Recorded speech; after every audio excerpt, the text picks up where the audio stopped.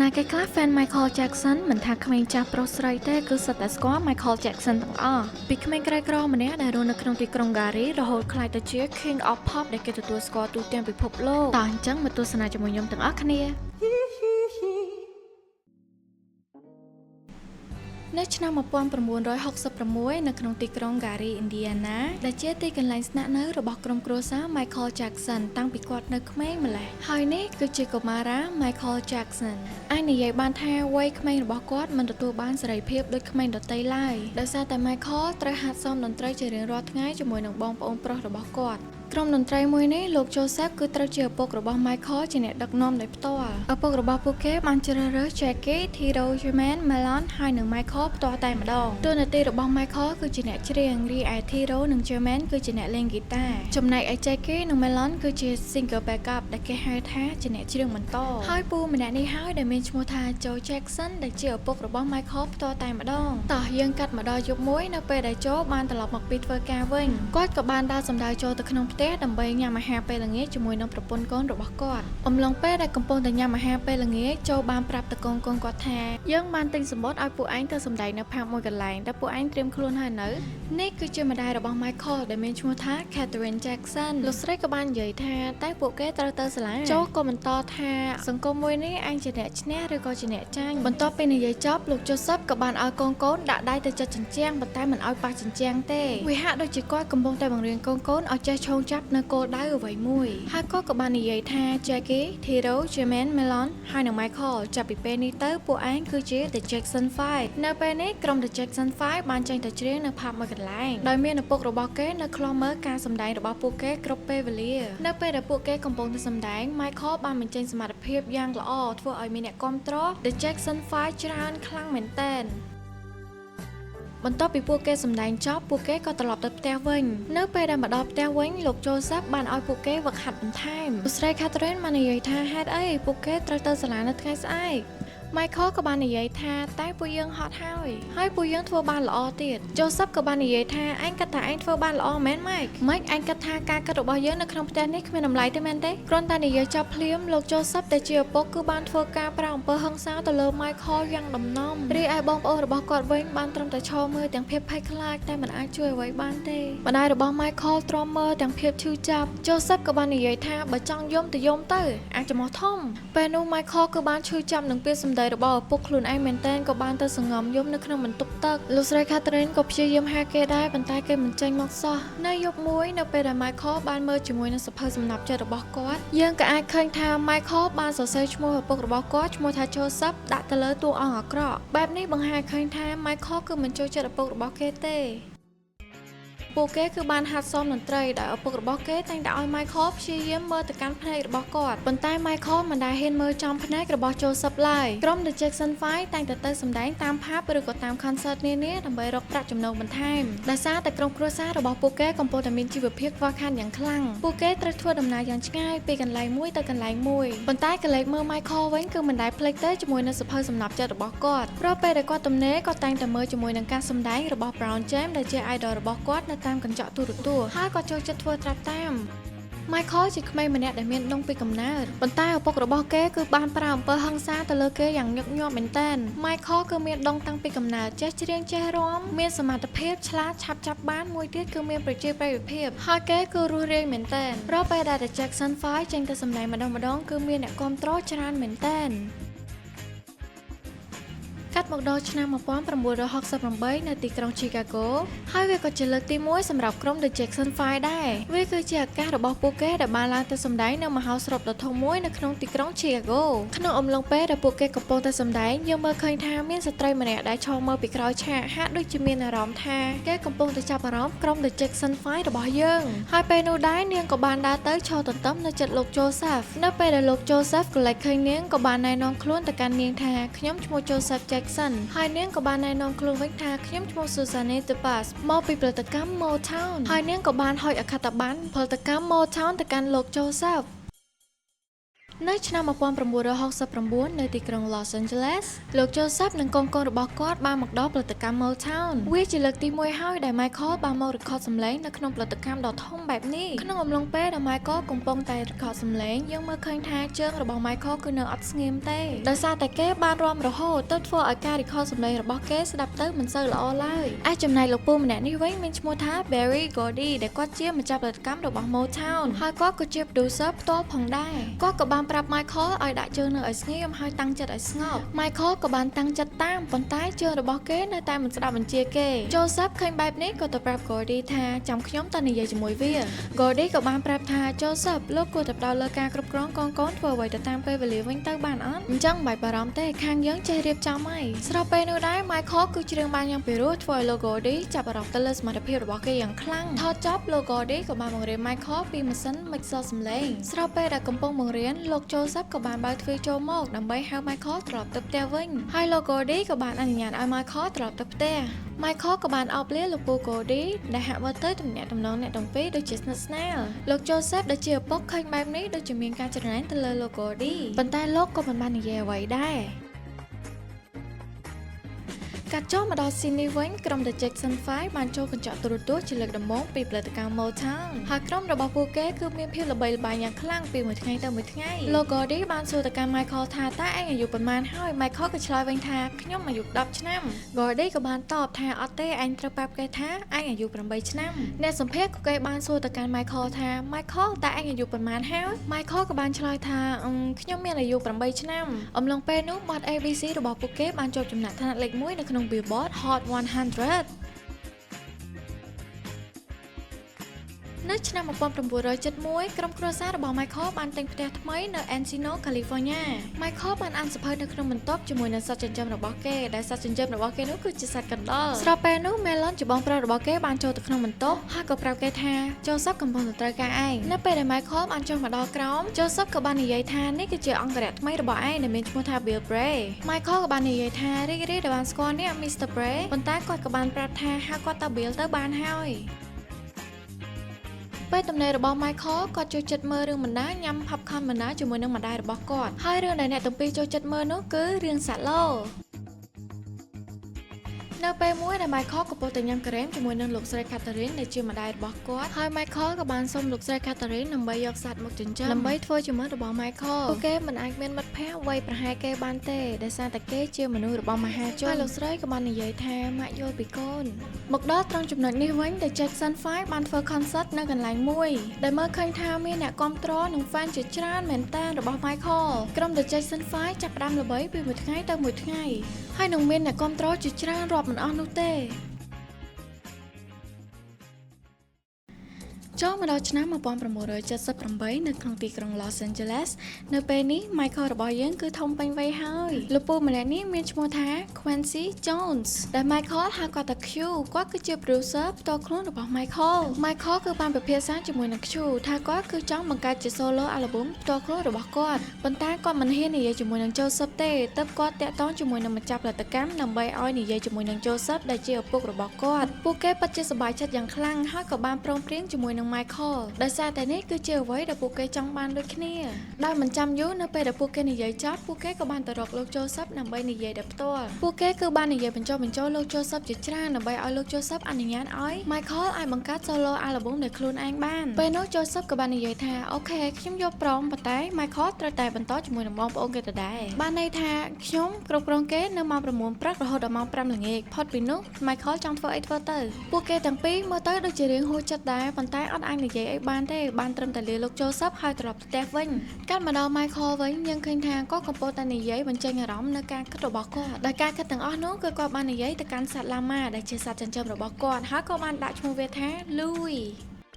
ចូលមកដល់យប់មួយពេលវេលាដែល Michael តន្ទឹងរង់ចាំគឺបានមកដល់ហើយដោយ Michael និង Q បានទៅ studio ដើម្បីថតបទ Don't Stop Till You Get Enough នេះហើយគឺជាពេលវេលាដែល Michael ផ្លាស់ប្ដូរ style ច្រៀងនិង style រាំឲ្យខុសប្លែកពីគេនៅក្នុងអំឡុងពេលនោះវាក៏ជាពេលវេលាដែល Michael ផ្លាស់ប្ដូរពី Michael ទៅជា Michael Jackson ដែលពិភពលោកទទួលស្គាល់ដល់សប្តាហ៍ថ្ងៃនេះ Don't Stop Till You Get Enough គឺជា track ទី1របស់ album Off the Wall ដែលធ្វើឲ្យ Michael ជោគជ័យខ្លាំងពីបទមួយនេះហើយការសម្រេចចិត្តថតបទ Don't Start Together មួយនេះមិនបានធ្វើឲ្យ Michael ខកបំណងនោះទេព្រោះបន្ទាប់ពីការចេញលក់ album debut នេះត្រូវបានគេទិញយ៉ាងច្រើនហើយវាក៏បានជាប់ចំណាត់ថ្នាក់លេខ1នៅក្នុង Billboard Hot 100 ផងដែរសន្ទុះនៃការគាំទ្រគឺការឡើងទ្វេដងអាចនិយាយបានថាល្បីរន្ទឺទូទាំងពិភពលោកតែម្ដង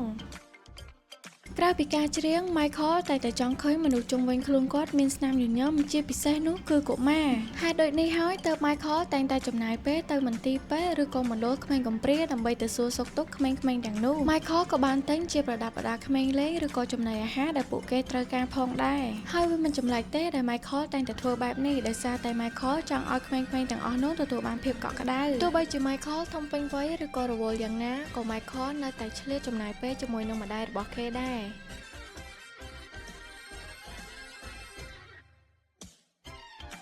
កាត់មកដល់ពេលមួយនៅពេលដែល Michael បានហៅក្រុមគ្រួសាររបស់គាត់ទាំងអស់ចេញមកខាងក្រៅដើម្បីទទួលនូវសមាជិកថ្មី Joseph ក៏បានសួរ Michael ថាកើតអីគេហ្នឹងម៉ែ Michael ក៏បានឆ្លើយថាតិចទៀតនឹងឃើញហើយ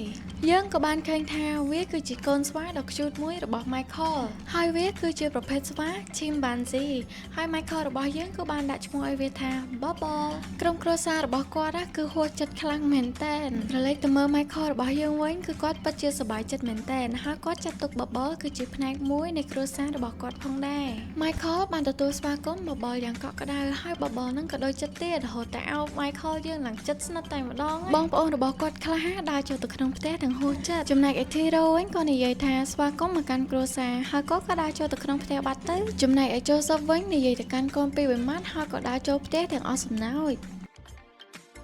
Bubble បានចូលមកដល់ក្នុងបន្ទប់របស់ Michael ហើយគេបានរុះរកមើលនេះមើលនោះ Michael ក៏មើលទៅកាន់គេទាំងស្នាមញញឹមតែម្ដងក៏បានយកសភៅសំណាប់ចិត្តរបស់គាត់ចេញមកដើម្បីបង្ហាញ Bubble ហើយពេលនោះគាត់ក៏បានយកដៃចង្អុលទៅកាន់ច្រមុះរបស់ Peter Pan ហើយគ្រប់យ៉ាងនឹងផ្លាស់ប្ដូរនៅពេលបន្តិចទៀតនេះ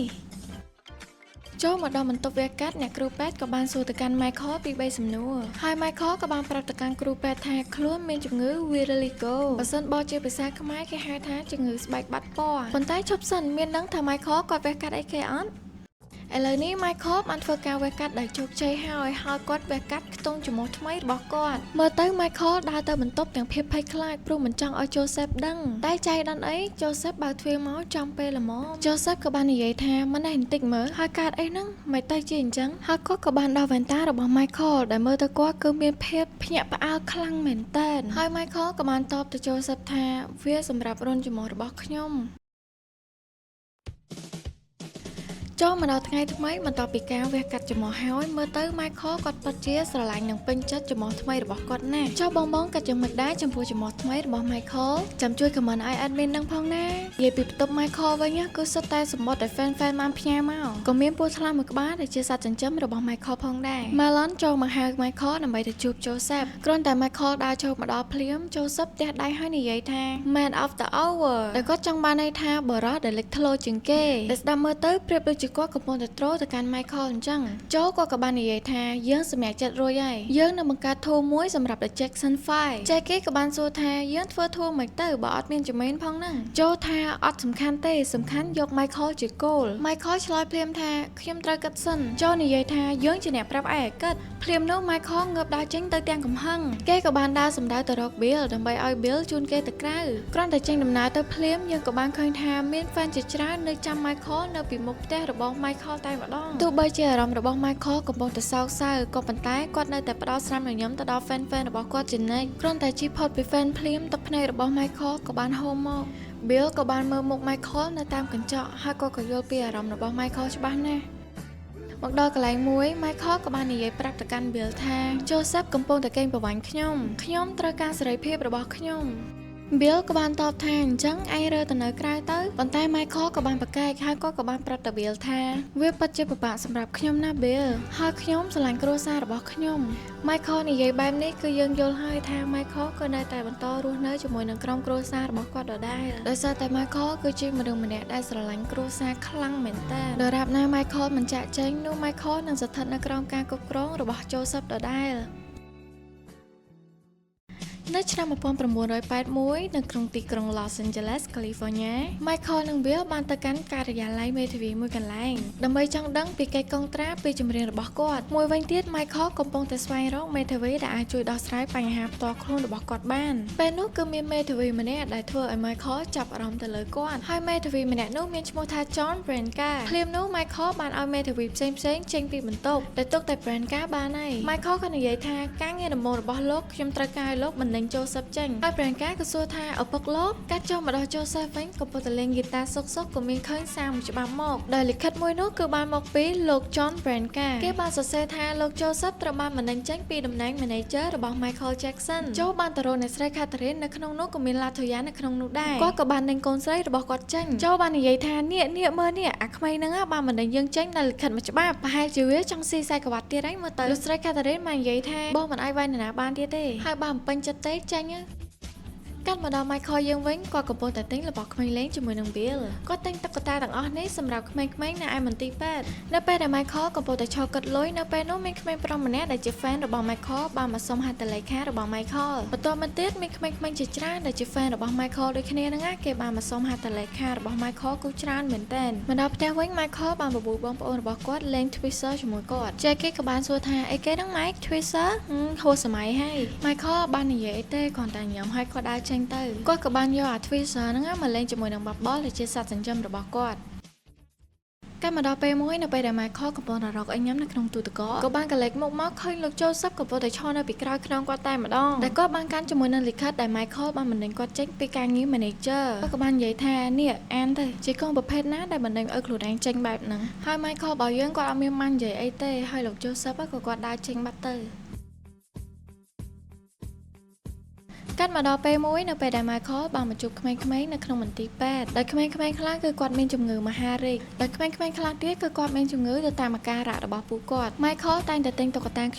ជូនទៅដល់ពួកគេយ៉ាងញឹកញាប់ហើយក្មេងៗទាំងអស់នោះមើលទៅគឺពិតជាស្រឡាញ់និងចូលចិត្ត Michael របស់យើងមែនទែន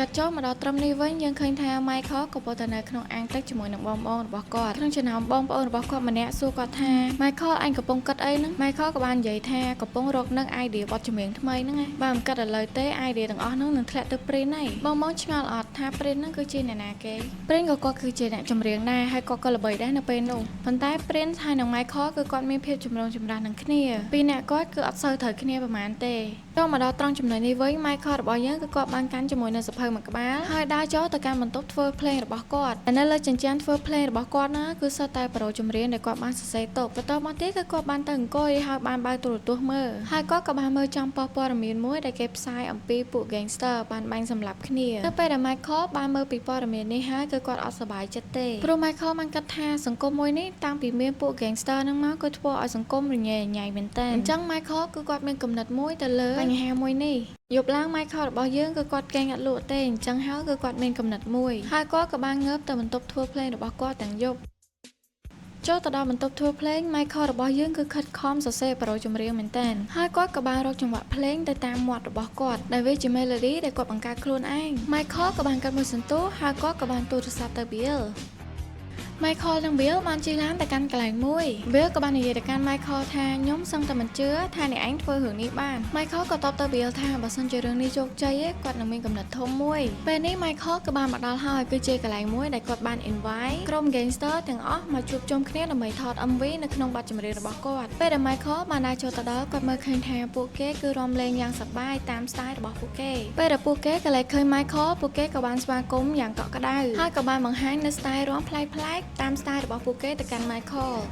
ក៏បាននិយាយស្វាគមន៍ទៅកាន់ពួកគេយ៉ាងកក់ក្ដៅដូចគ្នាហើយ Michael ក៏បាននិយាយថាបទចម្រៀងហើយនឹងការរាំគឺជាភាសាសកលលោកដែលធ្វើឲ្យមនុស្សយើងយល់ពីគ្នាច្រើនជាងមុនកន្លែងនេះ Michael ចង់បញ្ជាក់ថាគាត់ចង់ឲ្យសង្គមមួយនេះបញ្ឈប់ការស្អប់គ្នាហើយចេះស្រឡាញ់គ្នាជួយគ្នាទៅវិញទៅមក Michael ក៏បានបង្ហាញក្បាច់រាំទៅកាន់ពួកគេក៏ដូចជាហាត់សមដើម្បីត្រៀមទុកថតនៅ MV ថ្មីរបស់គាត់ដែលមានឈ្មោះថា Beat It ដែលបទមួយនេះដែរគឺស្ថិតនៅក្នុងអាល់ប៊ុមថ្មីរបស់គាត់ដែលកំពុងតែរៀបនឹងចេញសម្រាប់អាល់ប៊ុមថ្មីរបស់គាត់នេះដែរគឺអត់ទាន់បានរកចម្រៀងណាជាគោលសម្រាប់អាល់ប៊ុមនេះឡើយ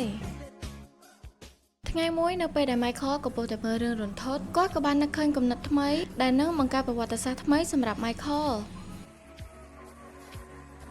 ដែលនោះគឺជាបទ Thriller គឺជាអាល់ប៊ុមដែលលក់ដាច់ជាងគេនៅលើពិភពលោករហូតមកដល់សប្តាហ៍ថ្ងៃនេះឥឡូវយើងកាត់មកចូលស៊ីននៅពេលដែល Michael កំពុងតែថត MV បទ Thriller Admin ចង់ដឹងថាតើបងៗណាខ្លះដែលចូលចិត្តបទ Thriller របស់ Michael មួយនេះសម្រាប់ Admin កូនឆ្មាគឺចូលចិត្តបទមួយនេះខ្លាំងមែនតើនិយាយជារួមទៅបទរបស់ Michael មួយណាក៏ព្រោះដែរអត់មានបទណាគួរឲ្យធុញទេហើយទាំងអស់នេះហើយគឺជាឈុតក្រៅឆាករបស់ Michael Jackson ដែលគាត់បានថតជាមួយនឹងបទ Thriller អ្វីដែលសំខាន់ Michael គឺគាត់យកចិត្តទុកដាក់និងខ្វាយខ្វល់ពីក្រុមការងាររបស់គាត់មែនតើកាត់ចូលមកដល់ scene រំនេះវិញគឺថាជា favorite part របស់ admin តែម្ដងល្អមើលមែនតើហើយបងៗណាខ្លះធ្លាប់ខ្លាចជាមួយនឹង MV មួយនេះតើអញ្ចឹងមកមើល MV នេះមួយផ្លែទៅ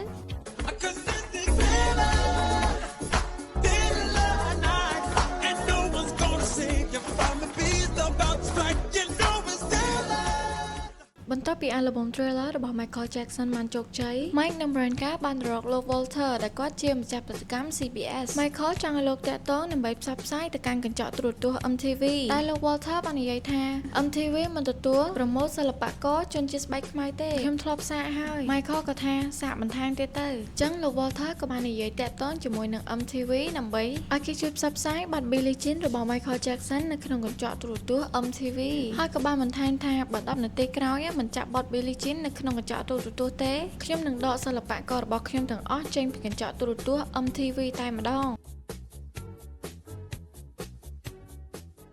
នៅឆ្នាំ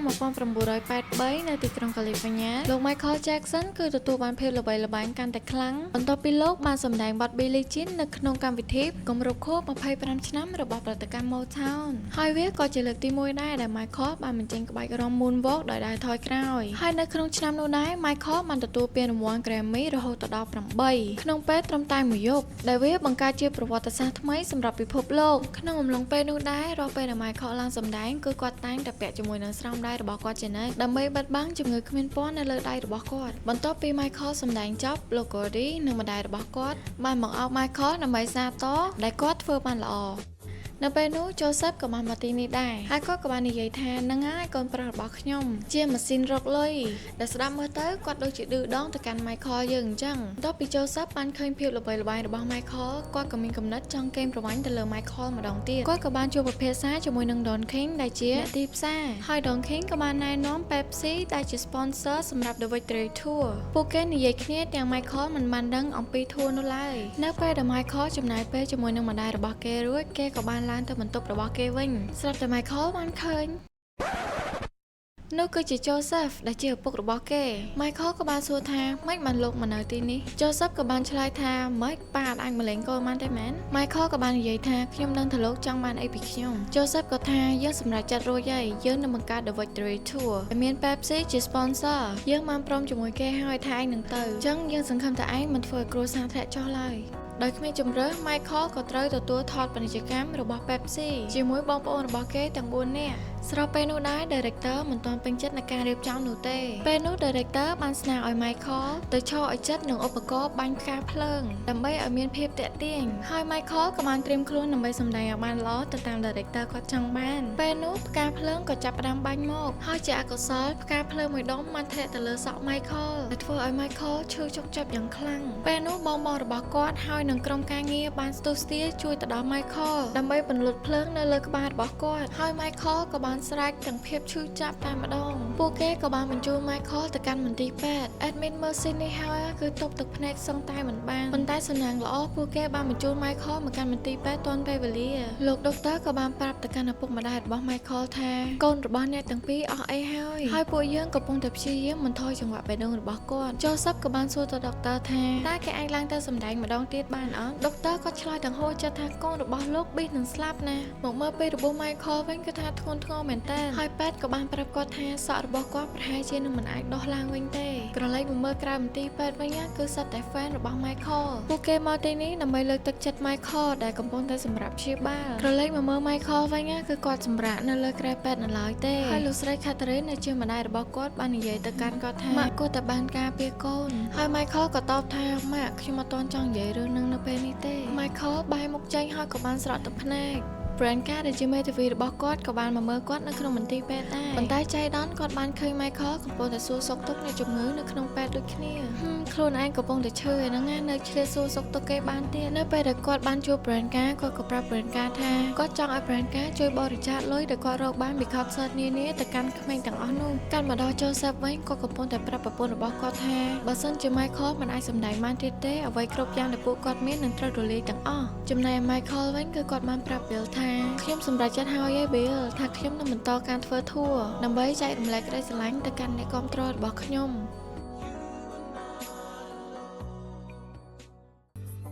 នៅឆ្នាំ1984 The Victoria Tour បានចាប់ផ្ដើមឡើងនៅក្នុងទីក្រុង Los Angeles ដែលបានប្រគំឡើងនៅក្នុង Stade Dodger រីឯ Joseph វិញគាត់បានប្រាប់អ្នកកាសែតថាគឺគាត់មានគម្រោងធ្វើ tour ជុំវិញពិភពលោកតែម្ដងហើយនេះគ្រាន់តែជាការចាប់ផ្ដើមទេហើយគាត់ក៏បានរៀបរាប់ទៀតថាគាត់នឹងទៅ London, Paris, Tokyo ហើយគាត់មិនបាននឹងឡើយថានឹងមានរឿងអ្វីកើតឡើងនៅពេលបន្តិចទៀតនេះរីឯ Michael វិញគាត់ក៏ពោលទៅសម្ដែងនៅលើឆាកជាមួយបងៗរបស់គាត់ទាំង4នាក់ចំណែកឯអ្នកចូលទស្សនាវិញមានរហូតដល់4ទៅ5ម៉ឺននាក់ឯណោះទោះបី Michael កំពុងតែមានរបួសនៅត្រង់ក្បាលរបស់គាត់ក៏ពិតមែនប៉ុន្តែគាត់ខិតខំសម្ដែងបានយ៉ាងល្អដើម្បីឲ្យអ្នកគាំទ្ររបស់គាត់ទទួលបានភាពរីករាយពីគាត់ដោយមិនឲ្យអ្នកគាំទ្រនិងក្រុមគ្រួសាររបស់គាត់ខកបំណងលើគាត់ឡើយ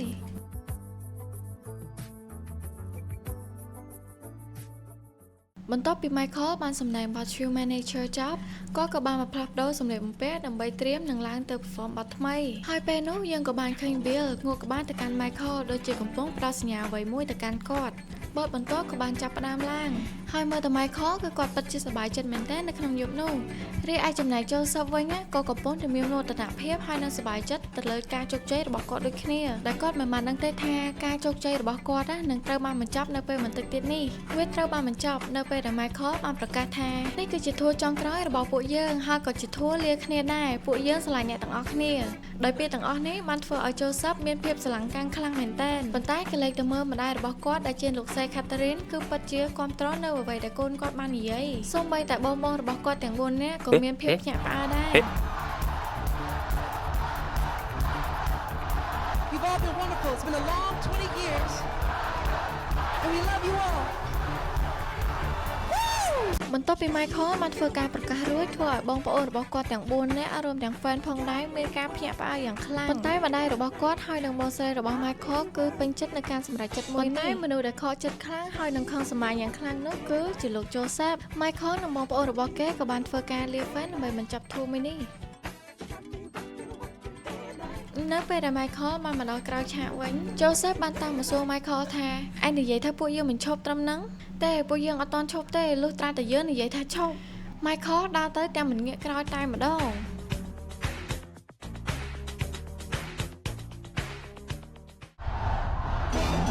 នៅឆ្នាំ1988នៅទីក្រុង London ប្រទេសអង់គ្លេសដែលនេះគឺជា solo tour ដំបូងរបស់ Michael Jackson ដែលវាមានឈ្មោះថា Bad Tour ដែលជា solo album ថ្មីរបស់ Michael ដែលមានឈ្មោះថា Bad Tour មួយនេះមានអ្នកចូលរួមទស្សនារហូតដល់ជាង 50,000 នាក់ឯណោះវាអាចនឹងច្រើនជាង The Victoria Tour ទៅទៀតបាននិយាយពីអ្នកគាំទ្ររបស់គាត់វិញរំភើបខ្លាំងរហូតដល់ថ្នាក់សន្លប់ក៏មានដែរ